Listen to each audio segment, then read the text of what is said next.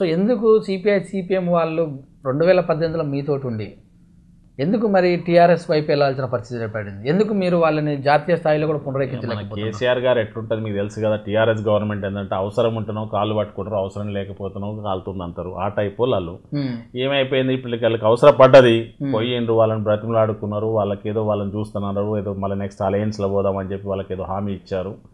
కాబట్టి వాళ్ళు కూడా వాళ్ళతో కలిసిపోవడం జరిగింది.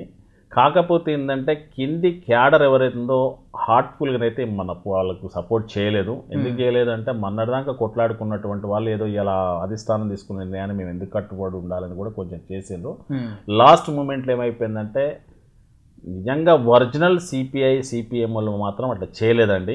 కొంతమంది వాళ్ళ దాంట్లో కూడా కింది లెవెల్ ఉన్నటువంటి వాళ్ళు డబ్బులు ఇచ్చి ఓట్లకు డబ్బులు ఇస్తుంటే ఎందుకు కూడా చెప్పండి, ప్రతి ఒక్కరు డబ్బులు ఇచ్చారు. ఆ డబ్బులు ఇచ్చిన ప్రాతిపాదికనే ఓట్లు పడ్డాయి చూడండి. వీళ్ళు 4,000 ఇచ్చారు, వాళ్ళు 5,000 ఇచ్చారు. మేము ఇచ్చింది ఆల్రెడీ ఏంటంటే యాన్ అండ్ యావరేజ్ మేము ఇవ్వలేకపోయాం. కాబట్టి మాకు ఇవ్వకున్నా ఎవరైతే కరుడు కట్టిన కాంగ్రెస్ వాదులు ఉన్నారో వాళ్ళు మాత్రం ఖచ్చితంగా వాడికి పోయిన తర్వాత వాళ్ళ మనసొప్పుగా మళ్ళీ చేయి పూర్తుందని వేసారు.